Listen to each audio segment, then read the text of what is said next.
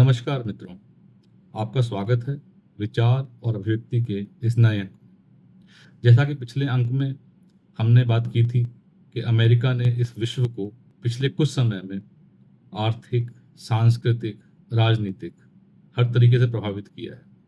और मैंने आपसे ये वादा किया था कि इसके ऊपर मैं 2-3 अंकों की एक श्रृंखला बनाऊंगा। तो ये उस श्रृंखला का पहला अंक है। तो इस अंक में हम बात करेंगे अमेरिका की भूमिका की प्रथम विश्व युद्ध में, द्वितीय विश्व युद्ध में, शीत युद्ध में और वियतनाम युद्ध में। तो आज विषय थोड़ा सा बड़ा है और थोड़ा समय चाहिएगा, तो वीडियो थोड़ा सा लंबा हो सकता है। तो इसके लिए मैं प्रारंभ में ही आपसे क्षमा प्रार्थी हूँ। थोड़ा समय देना पड़ेगा इसके लिए। हम सब जानते हैं प्रथम विश्व युद्ध की शुरुआत हुई थी 28 जुलाई 1914 को, जब ऑस्ट्रिया और हंगरी ने सर्बिया पर युद्ध की घोषणा की। और युद्ध में विश्व दो गुटों में बट गया था। मित्र राष्ट्र थे और केंद्रीय शक्तियां थी। जो अमेरिका की स्थिति थी, शुरुआत में अमेरिका ने तटस्थ रणनीति अपनाई थी। उस टाइम पे जो राष्ट्रपति थे वो वुडरो विल्सन थे, और उन्होंने अमेरिका की जनता से यह आग्रह किया कि वे युद्ध से दूरी बनाए रखें। हालांकि परोक्ष रूप से अमेरिका आर्थिक रूप से जो एलाइड पावर्स थी उनको सपोर्ट कर रहा था, उन्हें हथियार दे रहा था, उन्हें पैसे से मदद कर रहा था, उन्हें भोजन प्रदान कर रहा था। लेकिन बाद में अमेरिका इस युद्ध में शामिल हुआ, और युद्ध में शामिल हुआ क्योंकि जो जर्मनी ने जो उनकी अनरेस्ट्रिक्टेड सबमरीन वॉरफेयर था उसने मजबूर किया, और अमेरिका के जो आर्थिक हित थे वो भी कहीं ना कहीं इससे सत्य थे, क्योंकि उसने भारी मात्रा में पैसा और जो रसद उनको दी थी। एलाइड नेशंस थे, हार जाते तो अमेरिका को बहुत ज्यादा आर्थिक रूप से नुकसान होता। तो इसलिए 6 अप्रैल 1917 को अमेरिका ने आधिकारिक रूप से जर्मनी के खिलाफ जो है वो युद्ध की घोषणा कर दी। अमेरिका ने 20 लाख से अधिक सैनिक जो है वो युद्ध में भेजे, जिन्हें अमेरिकन एक्सपीडिशनरी फोर्सेस कहा गया, और जिनका नेतृत्व जो है वो अमेरिकन जनरल जो है जॉन पॉर्शिंग कर रहे थे। 1918 के दौरान अमेरिका ने जो वेस्टर्न फ्रंट पे जो कई ऐसी निर्णायक जो लड़ाइयाँ थी उन्हें भाग लिया, जैसे battle of Belleau Wood, Meuse Argonne offensive. और जब ये युद्ध खत्म हो गया, जब मित्र राष्ट्र जीत गए, तो वुडरो विल्सन ने एक 14 सूत्रीय योजना प्रस्तुत की, जिसमें उन्होंने स्थायी शांति की बात की। उन्होंने लीग ऑफ नेशंस की स्थापना का प्रस्ताव रखा, जो बाद में जो वॉर्से की संधि थी उसमें शामिल हुआ। हालांकि अमेरिका ने खुद लीग ऑफ नेशंस में शामिल होने से इनकार कर दिया और जो है उससे अलग रहने की एक नीति बनाई। अमेरिका ने भले ही युद्ध में देर से प्रवेश किया, लेकिन उसकी आर्थिक, सैन्य और मनोवैज्ञानिक भूमिका जो थी वो निर्णायक रही। ये पहला वक्त था जब अमेरिका युद्ध में प्रवेश करने के बाद उसने दुनिया के ऊपर एक अपनी छाप छोड़ी, चाहे वो आर्थिक रूप से हो या सैन्य रूप से हो। दूसरी बात कि उसकी भागीदारी ने जो युद्ध का पलड़ा था वो एलाइड नेशंस की तरफ झुका दिया। इससे अमेरिका का प्रभाव पहली बार युद्ध में एक वैश्विक शक्ति के रूप में उभर के सामने, और इसने आगे की जो अमेरिका की जो भूमिका जो थी वर्ल्ड ऑर्डर में उसको निर्धारित किया। तो प्रथम विश्व युद्ध ने अमेरिका को एक वैश्विक भूमिका प्रदान की, और जिसका आने वाले समय में उसने इस्तेमाल किया। जैसे 1939 में दूसरा विश्व युद्ध शुरू हुआ, जब जर्मनी ने पोलैंड पर अटैक कर दिया और ब्रिटेन और फ्रांस ने जर्मनी पे वॉर डिक्लेयर कर दी।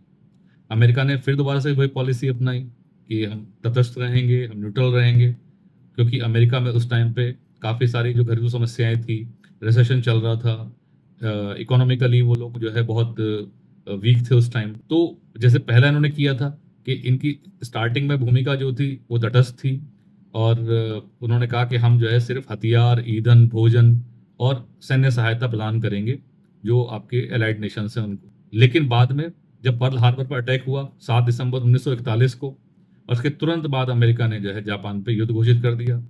कुछ दिनों में जर्मनी और इटली ने भी जो है अमेरिका पे युद्ध की घोषणा कर दी, और औपचारिक रूप से यहाँ पे अमेरिका की एंट्री हो जाती है सेकेंड वर्ल्ड वॉर में, दोनों मोर्चों पे, यूरोप में भी और पैसिफिक में भी। तो अमेरिका ने यूरोप में जो है ब्रिटेन और जो वहाँ के एलाइड नेशंस थे उनके साथ मिलकर जर्मनी के खिलाफ मोर्चा खोला, और जो पैसिफिक में जापान के खिलाफ जो है मोर्चा खोला। इस युद्ध का अंत हुआ एक परमाणु हमले के साथ।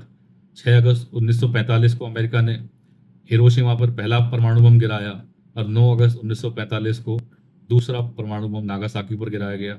और इसके बाद जापान ने 15 अगस्त 1945 को आत्मसमर्पण कर दिया, और इससे द्वितीय विश्व युद्ध का अंत हुआ। युद्ध के बाद, जैसे पिछली बार लीग ऑफ नेशंस की बात की गई थी, तो इस बार अमेरिका ने संयुक्त राष्ट्र यूनाइटेड नेशंस की बात की और यूनाइटेड नेशंस की स्थापना की गई।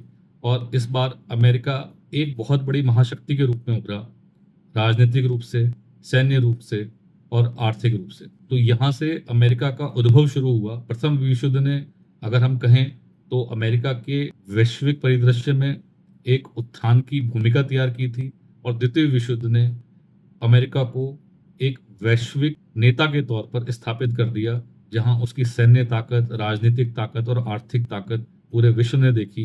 परमाणु बम का इस्तेमाल करके उसने पूरी दुनिया को यह दिखा दिया, सैन्य मोर्चे पर उसका कोई मुकाबला नहीं।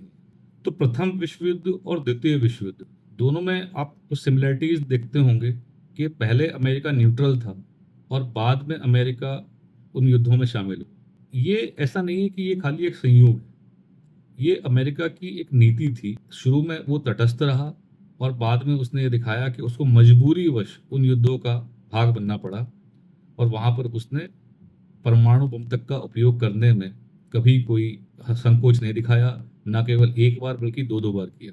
तो आज जिस अमेरिका को हम देखते हैं, जो परमाणु हथियार किसी भी देश के पास जो बनाने की कोशिश कर रहा है उसको रोकने की कोशिश करता है, चाहे अभी हाल फिलहाल में जो ईरान में जो हुआ कि ईरान परमाणु बम बना रहा है तो अमेरिका को दिक्कत है उस चीज़ से।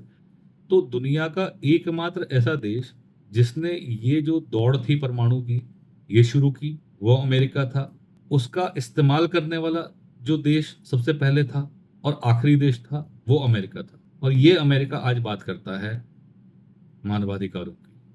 इससे बड़ी हिपोक्रेसी कुछ हो नहीं सकती, इससे बड़ी विडंबना कुछ हो नहीं सकती कि जो सबसे बड़ा हत्यारा है मानवता का, वो बात करता है मानवाधिकारों की। हम इसके सांस्कृतिक हिस्से की बात करेंगे, लेकिन पहले हम शीत युद्ध और वियतनाम युद्ध पे बात करें, फिर उसके बाद इसके जो प्रभाव हैं, जो सांस्कृतिक, आर्थिक, इसके ऊपर भी विस्तार से चर्चा करेंगे। जब द्वितीय विश्व युद्ध खत्म हो गया तो उसके बाद फिर दुनिया दो शक्तिशाली गुटों में बट गई।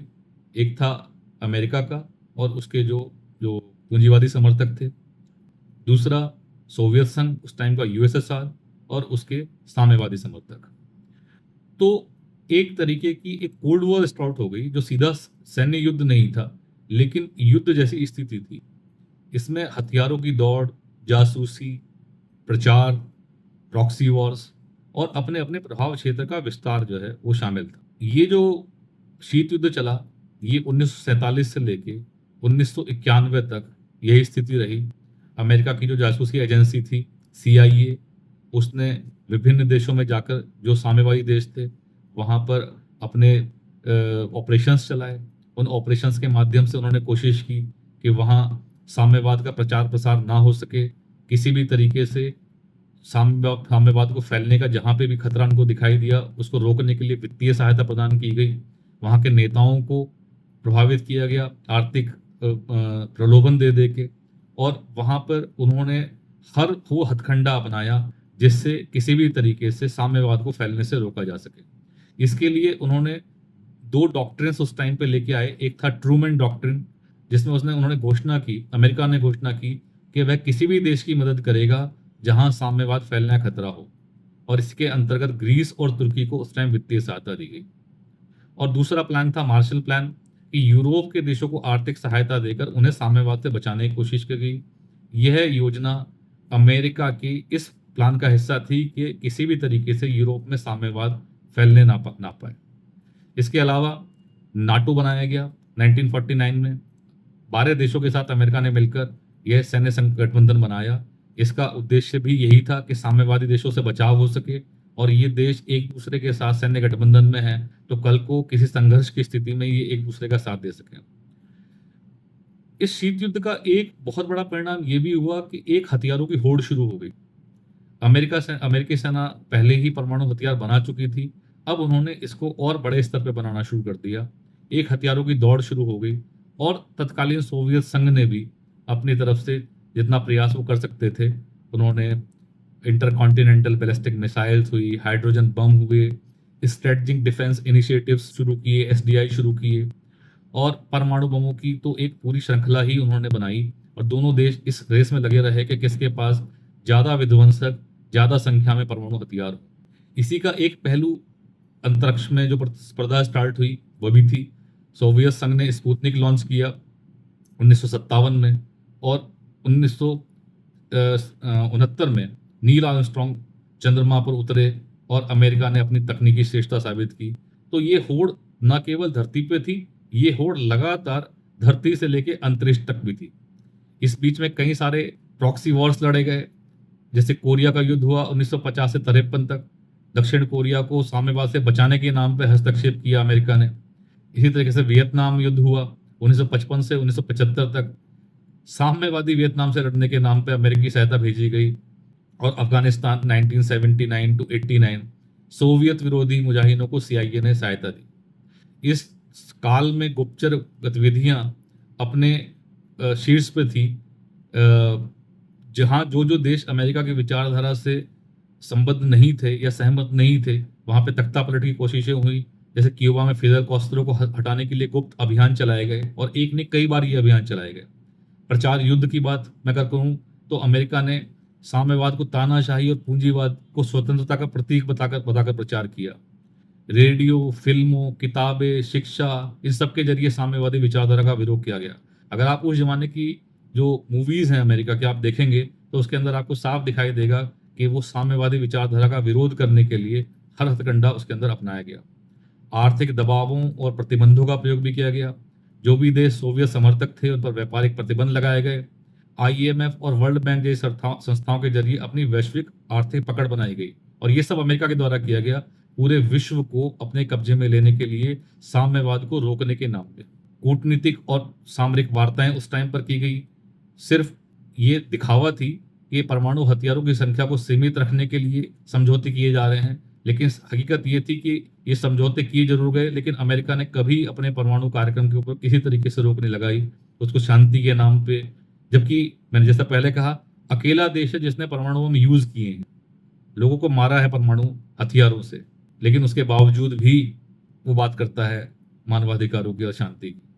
सोवियत संघ के विघटन में अमेरिका की बहुत ही निर्णायक भूमिका रही। अमेरिका ने जो ये अफगानिस्तान में जो युद्ध छिड़ा उसमें सोवियत संघ को उलझाए रखा, थका कर आर्थिक रूप से कमजोर किया, और फिर 1991 में सोवियत संघ टूट गया और अमेरिका अकेला एक विश्व शक्ति के रूप में उभर कर सामने आया। तो 1991 में सोवियत संघ के विघटन के बाद अमेरिका अकेला एकमात्र वैश्विक शक्ति रह गया, और उसके हाथों में वह ताकत आ गई कि वह अकेला अपने हिसाब से पूरी दुनिया को अपने इशारों पे नचा सकता था, और आज भी जैसा हम देखते हैं कि नचा रहा है। अब बात करते हैं वियतनाम युद्ध की। वियतनाम युद्ध के बारे में बात करने से पहले जरूरी है कि हम उसकी थोड़ी सी ऐतिहासिक पृष्ठभूमि समझ लें। वियतनाम कई दशकों तक एक फ्रांसीसी उपनिवेश रहा है। द्वितीय विश्व युद्ध के दौरान जापान ने इस पर कब्जा कर लिया, लेकिन युद्ध समाप्त होने के बाद फ्रांस ने फिर से वियतनाम पर नियंत्रण पाने की कोशिश की। इस समय हो ची मिन जो कम्युनिस्ट नेता थे, उन्होंने स्वतंत्रता आंदोलन छेड़ा और वियतनाम के लोकतांत्रिक गणराज्य की स्थापना की। 1946 से 1954 तक वियतनाम राष्ट्रवादियों और फ्रांसीसी सेनाओं के बीच में इंडो चाइना युद्ध हुआ।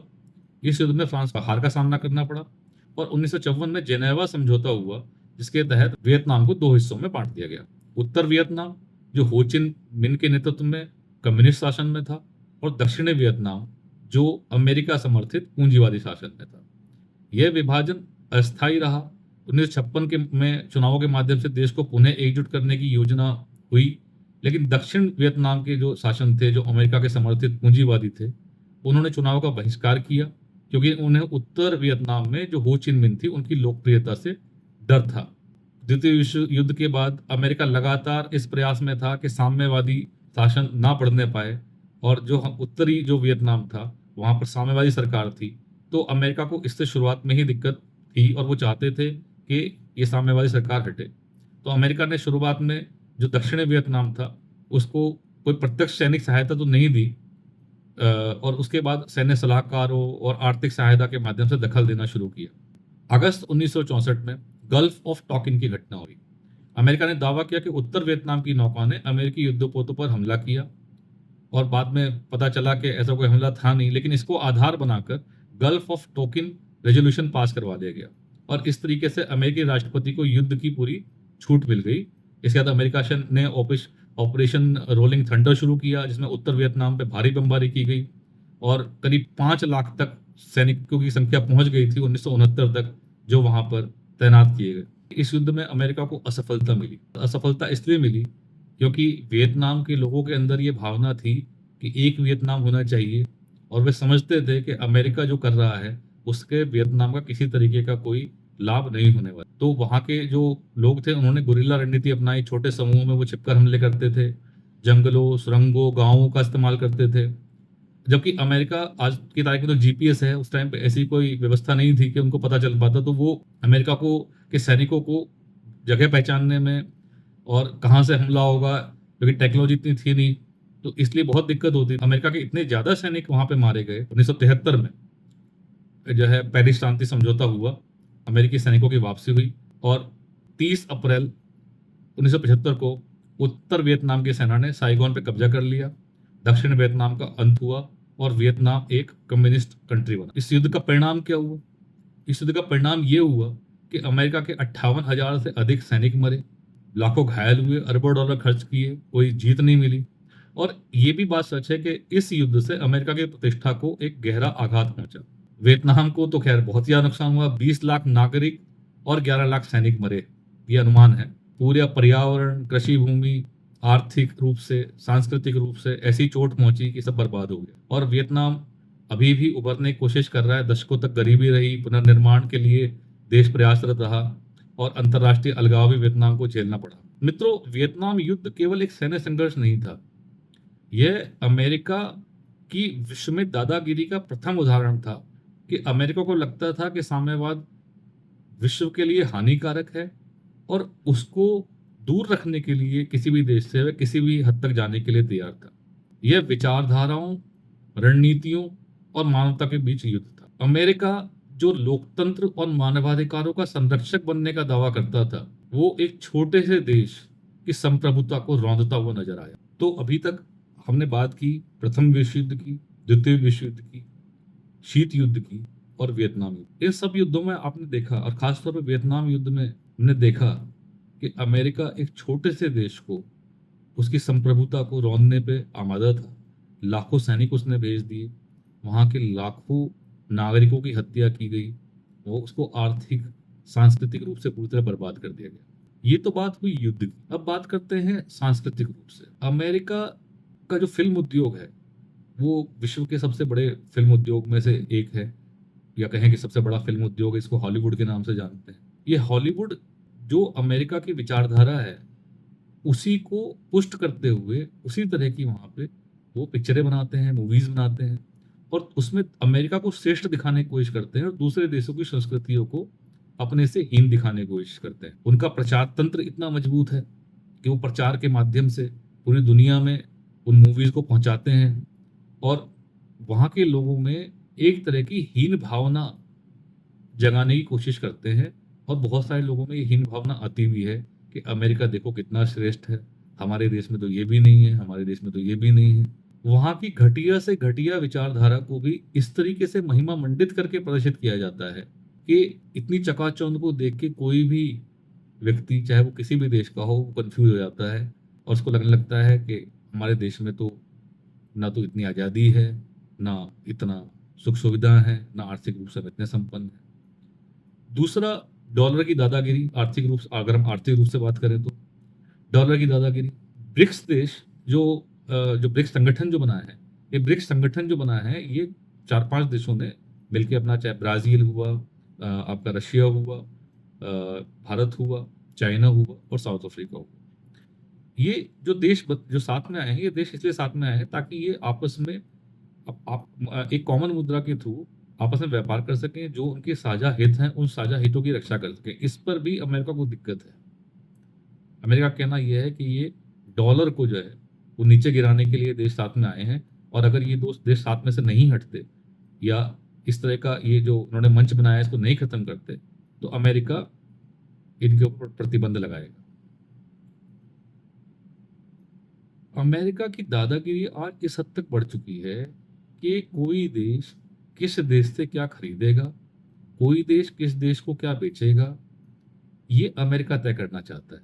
और अभी जो नेतृत्व है अमेरिका का, राष्ट्रपति ट्रंप के नेतृत्व में, वह तो खुलेआम दादागिरी पर उतर आया है, साफ दिखाई दे रहा है। भारत रूस से तेल ना खरीदे, लेकिन यूरोप रूस की गैस यूज कर सकता है। भारत अगर रूस से तेल न खरीदेगा तो कहाँ से तेल खरीदेगा? और भारत को जहां से सस्ता मिलेगा तेल, भारत वहां से खरीदेगा। भारत एक संप्रभु राष्ट्र है। संप्रभुता का क्या मतलब है? और अमेरिका कौन होता है बताने वाला कि हम कहाँ से खरीदेंगे, कहाँ से नहीं खरीदेंगे?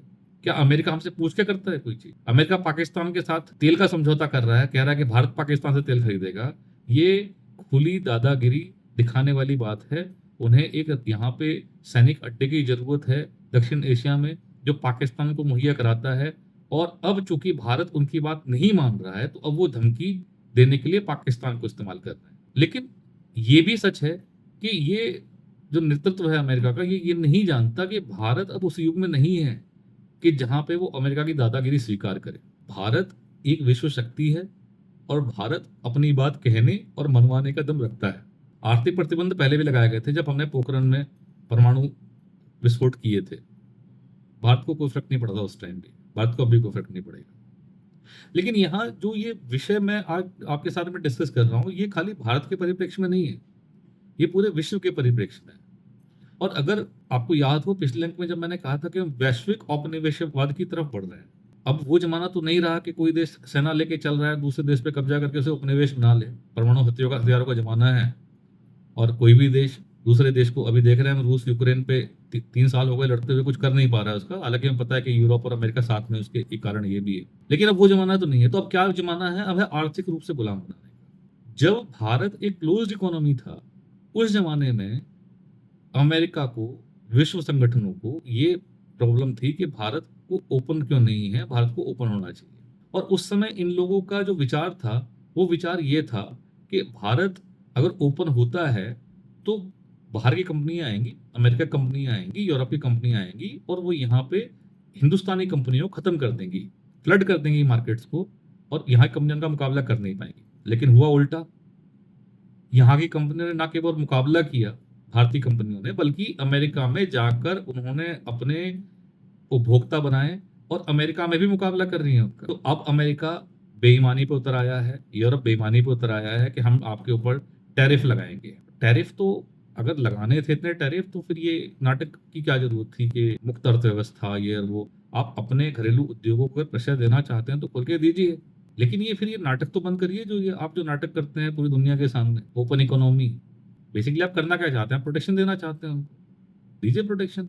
आपके अंदर नहीं है योग्यता इस चीज की कि आप प्रतिस्पर्धा कर सकें, खुले खुले आम प्रतिस्पर्धा कर सकें, कंपटीशन कर सकें। आप चाहते हैं कि भारत आपसे दूध मंगाए, भारत आपसे कृषि के उत्पाद मंगाए। नहीं है जरूरत हमें आपके कृषि उत्पादों की, नहीं है जरूरत हमें आपके खाद्य पदार्थों की, हमारे यहाँ बहुत है। तो भारत आज की तारीख में, और भारत क्या, कोई भी देश, कोई भी संप्रभु देश जो थोड़ी सी भी राजनीतिक इच्छा शक्ति रखता है, वो इस तरह की बदमाशी, इस तरह की गुंडागर्दी के आगे नहीं झुकेगा। और भारत का तो झुकना बिल्कुल असंभव है। तो आज का एपिसोड में हमने चर्चा की कि वियतनाम युद्ध तक कि किस तरीके से अमेरिका ने प्रभावित किया, साम्यवाद को हटाने के लिए, साम्यवाद को हटाने के नाम पे युद्ध छेड़ा, लाखों लोगों की जान ले ली, और आज तक विश्व उसके दुष्प्रभावों से उबर नहीं पा रहा है, वियतनाम उबर नहीं पा रहा है। अगले अंक में हम चर्चा करेंगे खाड़ी युद्ध की, हम बात करेंगे अफगानिस्तान में जो अमेरिका की जो स्थिति रही, और हम बात करेंगे अभी हाल फिलहाल में जो ईरान के साथ में इजराइल का संघर्ष हुआ, उसमें अमेरिका की। तब तक के लिए नमस्कार, आपका बहुत बहुत धन्यवाद। जय हिंद।